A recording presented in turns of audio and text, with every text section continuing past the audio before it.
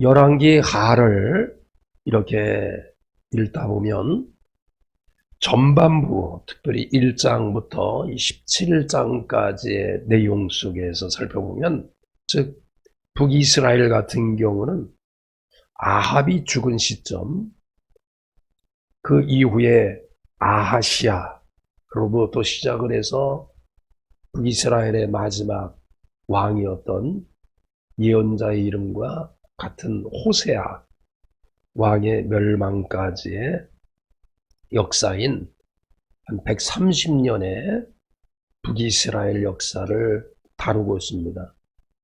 그리고 남유다 같은 경우도 여호람으로부터 시작을 해서 시드기야까지의 역사, 대략 한 260년이 넘는 남유다의 역사를 다루고 있습니다.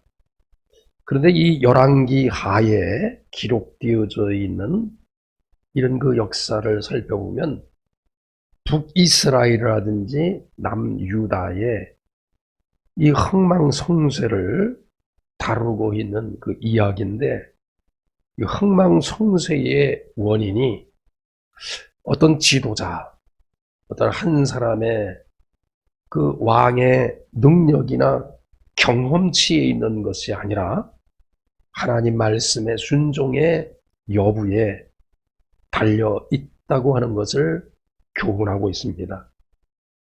특별히 그 이스라엘이 남북이 멸망하는 이런 과정에 있어서 우상 숭배라든지 부도덕한 것, 불의 이런 거로 인해서 유다와 이스라엘 왕국이 패배했다고 하는 사실을 이 열왕기 하를 통해서 우리에게 역사의 교훈을 남기고 있습니다.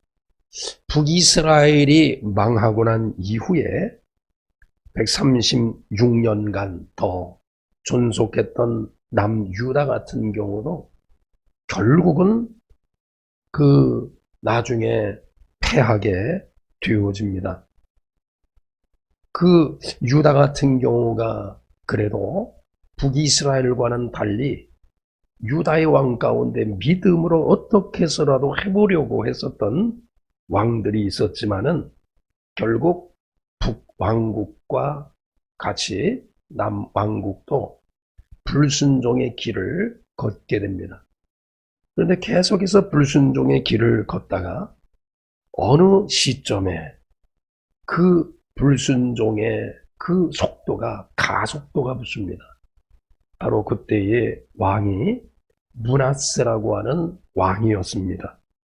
므낫세는 북왕국을 멸망으로 이끈 아합을 본받아서 우상을 숭배하기도 하고 성전을 더럽히면서 그 안에 강신술과 점수를 베풀고, 더 나아가 그 있을 수 없는 인간 희생 제사를 드리기도 합니다.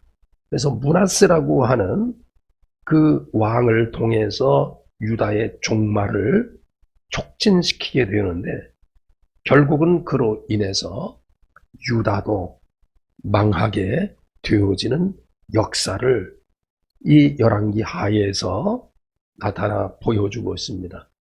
그러면 열왕기에서 말씀하고 있는 이 죄의 종류가 크게 두 가지로 이렇게 말씀을 드린다고 하면, 첫 번째로는 우상 숭배였습니다. 이 열왕기서에서 말씀하고 있는 이 죄의 종류는 신명기에서 언급하고 있는 죄의 종류에서 두 개를 이렇게 선정을 해서 두 개를 강조하고 있는데, 첫 번째가 우상 숭배였습니다. 그래서 이 열왕기서에서 말씀하고 있는 우상 숭배, 이 북왕국의 멸망의 원인도 우상 숭배였고, 남유다의 멸망의 원인도 바로 우상 숭배였습니다.